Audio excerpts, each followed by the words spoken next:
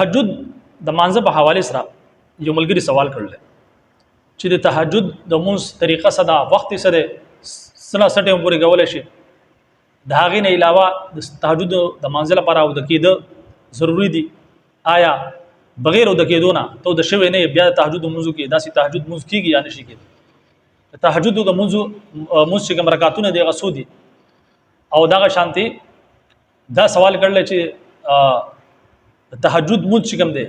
دا فرض دی سنت دی مستحب دی واجب دی سدي نو دې حواله سره ان شاء الله تعالی مکمل ز تاسو چې کوم څومره سوالات دي دا غي زو جوابات درکوم دا ویډیو مکمل وګورئ ان شاء الله تعالی د تهجد په حواله سره چې څومره تاسو ذهن کې اشکالات دي هغه به ختم شي ټول مخ کې تهجد د وخت پورې راځو چې تهجد وخت سنه سټه وګوري تهجد چې کوم وخت دی هغه د ماسخوتن د مازنه بعد د صبح صادق نه د مخ کې پوري یعنی د سحری چې کوم وخت سار ټیم چې کله داخل شي سار مون چې کوم ټیم داخليږي دا غي نه مخ کې پوري څنګه چې ورځې کې موږ سحری کو سحری د وخت پوري د تهجد د مستیم دی د ماسخوتن د مازنه والی د سحری د وخت پوري په دې میاس کې تاسو بس ټیم کې منځو کو د تهجد نو هغه ادا شي سمجھ کې خبر رااله اوس راځو چې آی د تهجد د مانځل لپاره او د کېده ضروری دي یا نه دي افضل خدا دا چې انسان ود شي دا غینه بعد را پاسي په اخري وخت کې چې کوم دی د تهجد موجود لیکن دا ضروری نه ده افضل دی افضل دغه چې سړی ود شي او بیا د شپې په اخري سګي چې کوم دی را پاسي او بیا تهجد وکړي لیکن یو انسان نه د شوی د مسعودن د مانځنه بعد څه ټیم د تهجد وکړو د تهجد بوشي یعنی کہ د تهجد د مز لپاره د کېده ضروری شرط نه دی سمجھ کې خبر رااله دا خبره دا مسله کلیر شو اوس راځو د تهجد د مانځه د طریقې په چې د تهجد مز چې کوم دی آیا دا فرض دی سنت دی واجب دی مستحب دی سدي نو د تهجد مز چې کوم دی دا نفل دی چې کله تاسو نیت تړئ تاسو به د نفل نیت کوئ چې زه 2 رکعات نفل کوم او د تهجد مز 100 رکعات دي مثال طور پر 100 رکعات تهجد مز دي نو افضل دا غواړي چې 8 رکعات تاسو مز وکړئ خو تاسو دوم کولای شئ د 12 پورې د 12 پورې تاسو رکعاتونه کولای شئ د تهجد لیکن افضل دا غواړي رسول الله صلی الله علیه وسلم با اکثر 8 رکعات کولو د تهجد زمانځو دې پورې مسله سمجھ کړه اوس راځو د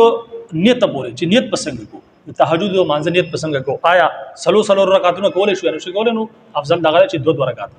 تهجد مو چې موږ کوو 2 رکعات وکړو لومبه به 2 رکعاتو کو نیت پسند کړو چې نیت کوم د زړه اخلاصات 2 رکعات نفل د تهجد مو خاص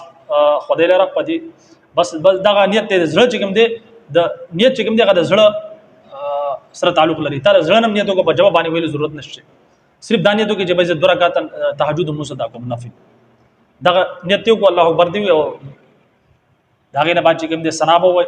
سبحانك اللهم داغه نه بعد سورۃ الفاتحه به وای سورۃ الفاتحه نه بعد چې کوم دې سورۃ چې کوم تاسو ته یاد ډیر شي زمونږ ورونه بایگان دا سری خويندې دا سری چې هغه د صرف سورۃ اخلاص نه قل هو الله احد سورۃ یادي نو هغه ویلې شي په پهله رکعت کې دغه ویلې شي په دویم رکعت کې ویلې شي د حواله سره سم مسله نشته چې بیا تاسو سورۃ ملاو کو داغه نه بعد بیا رکوع دلال شي رکوع کې کم از کم 3 ځله سبحان ربي العظیم دا چې څنګه په موږ کې تاسو وای په رکوع کم از کم 3 ځله وی 15 ځله ویل شي 2 ځله ویل شي خو کم از کم چې کوم دي تعداد چې کوم دي قدرې ځله بیا بسم الله لمن حمد ربنا لك الحمد وای او بیا سموږه سجدي لاله شي الله اکبر وای او په سجده کې کم از کم 3 ځله سبحان ربي الاعلى ویل کم از کم ځته داغه نه 15 ځله ویل شي 2 ځله ویل شي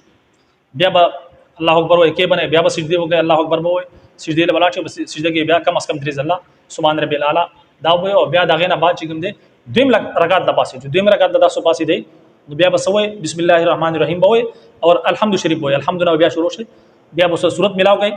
کته تاسو نو صورت نه یاد نه نو بیا هم دویم رکعت کې قل هو الله احد صورت ویل شي دا شان دي کوم دی بیا باقی چې موږ دی بیا پورا کړي بیا مثال طور پر رکوع گئے رکوع نه بعد سجده نه بعد بیا تحیات باندې کې تحیات وي داغه نه بعد درود شریف بیا دعا او دعا طرف ته سلام واړوي دا شان دي 2 رکعات وسه مکمل شي بیا چې کوم دی بیا پاسه دا صرف 2 رکعات وګړو د دې سره تهجد موضوع شي کچره مخکې کوي افضل دا چې 8 رکعات وکړي بیا چې کوم دی پاسه بیا 2 رکعات وکړي دا شان دي څنګه چې تاسو ماته طریقې خپل نه طریقه دا شان دي به طریقې بیا دا شان دي تاسو 3 رکعات هم کولای شئ 4 رکعات هم کولای شئ اتر رکعاتم کولای شي. سمجھ کې خبر راځي هغه تاسو باندې ډیپند کوي چې تاسو څومره کولای شي. نو دا د تهجد په حواله سره دا مسله تاسو کړو یو بلګری. نو امید کوم چې تهجد په حواله سره دا څومره مسائل دي دا تاسو په سمجھ کې براغلي. نو اجازه راکړئ. السلام علیکم ورحمۃ اللہ وبرکاتہ.